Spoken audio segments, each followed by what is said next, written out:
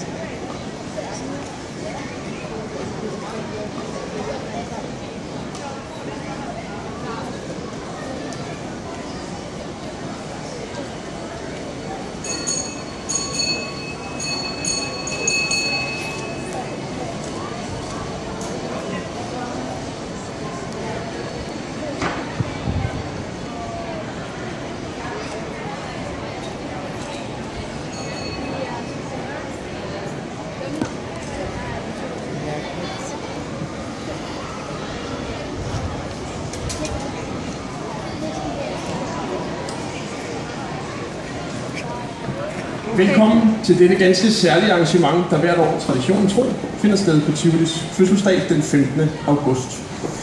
Tidligere fandt arrangementet sted på direktionskontoret, men for 18. gang er arrangementet henlagt her til plænen, så Tivolis gæster kan få indblik i det, som om et øjeblik skal foregå. Dermed kan I også være med til at fejre de medlemmer af Tivoligarden, som står på scenen her i dag.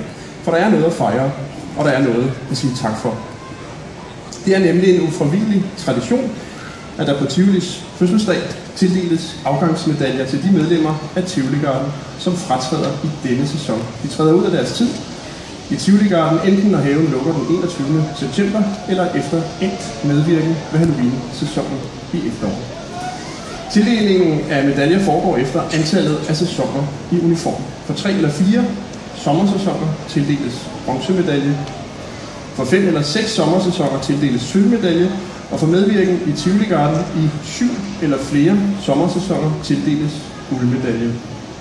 Metallets farve er altså udelukkende baseret på det antal år, man har tjent Tivoli og Tivoligarden. Man har altså ikke nødvendigvis gjort en finere indsats med en guldmedalje, blot en længere. På den måde kan hvert medlem af Tivoligarden glæde sig over modtagelsen af sin endelige medalje med navn og årgang indgraveret på bagsiden.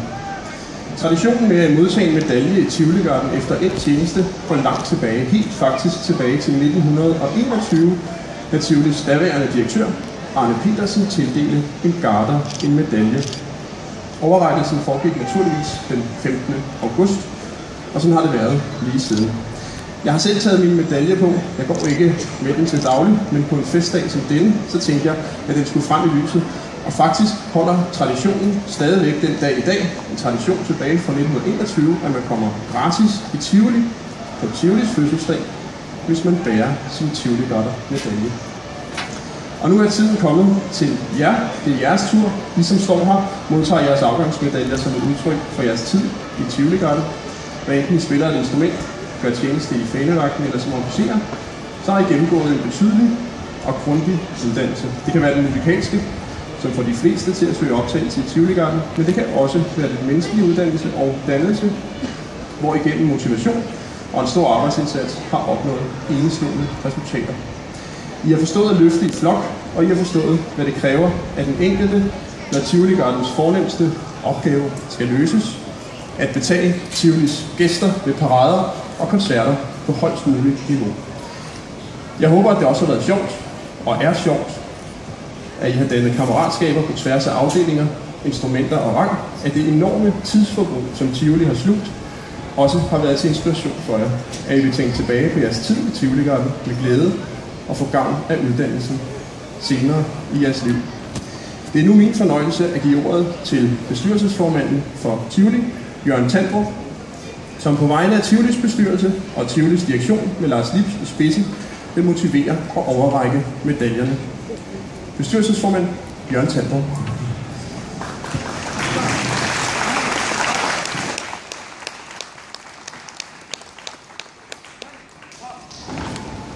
Det er som altid en stor glæde at få lejlighed til at overrække disse medaljer til vores Tivoli-gardister.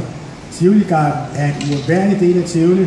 Det illustreres også ved, at Tivoli har i dag 171 års fødselsdag, Tivoli-Garden 170 års fødselsdag. Så det er en meget gammel institution, vi her fejrer i dag. Tivoli-Garden er verdens ældste ungdomsklub. Det er Danmarks ældste musikskole. Og det er et væksthus for musikere. Der er rigtig mange, der sidenhen har gjort en flot karriere i musiklivet. Og det er ikke utænkeligt, at det også vil ske for nogle af dem, vi har i år. Selve fødselsdagen den fejres den 29. august med en koncert i koncertsalen. Og den 4. september der er der stor gala-parade helt nede fra Kongens Nytorv, hvor man også får lejlighed til at fejre Tivoli-Garden. Så et stort tillykke i dagen, og et stort tillykke til alle dem, der i dag skal have deres medaljer.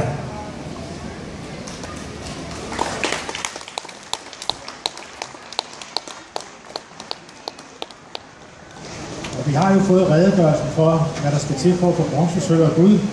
Patrick Westing, tillykke med bronzemedalje.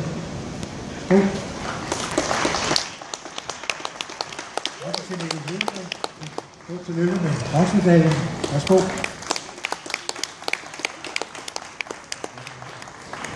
Også Anders Rudolf Greisen, tillykke med bronzemedaljen.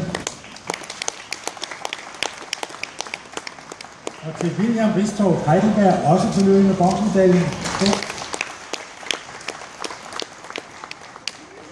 Og til Jakob A. Vestergaard, også tillykke med bronzemedaljen. Så kommer vi til sølvmedaljerne. Marius Preben Ottesen, tillykke med sølvmedaljen. Asger Søderberg, også du skal have sølvmedaljen, tillykke. Kevensberg Møller, tillykke med sølvmedaljen.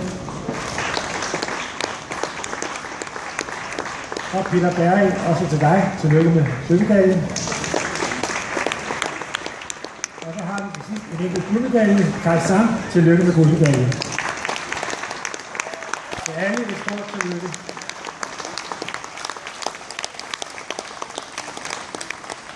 Jeg kan sige klasseønske alle sammen rigtig hjerteligt tillykke. Det gør jeg ikke bare på egne vegne, men på alle ansatte i Tivoli og Tivoli-Garden.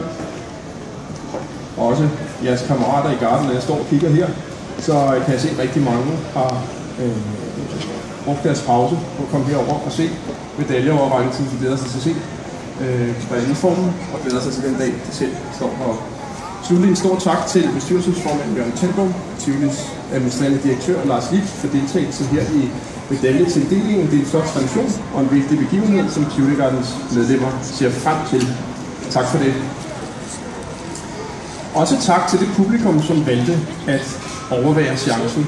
Nok kan vi takke drengene for indsatsen, men det er nu rarest at have nogen at optræde for. Vi ved det, for vi øver eksercits og øver på parader hele vinteren mellem skurvogne, afspærringer og travle arbejdsmænd i gaffeltrucks. Og Tivoli er bare mest magisk, for det er fyldt med forventningsfulde vægge. Om en god halv time kl. 18, så kan man forventningsfuldt se frem til Tivoli Gardens gallaparade rundt i haven i anledning af fødselsdagen.